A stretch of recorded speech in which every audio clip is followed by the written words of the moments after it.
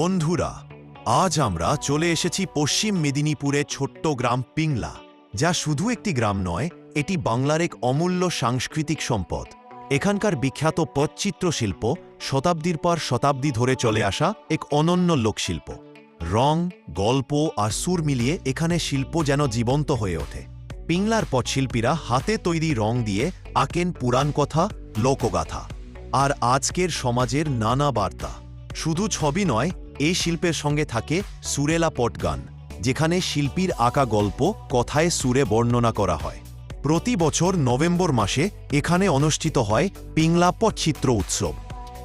দেশের বিভিন্ন প্রান্ত থেকে পর্যটকরা ভিড় জমান শিল্পীদের কাজ থেকে দেখার জন্য আর নিজেদের সংগ্রহে এক টুকরো শিল্প নিয়ে যাওয়ার জন্য।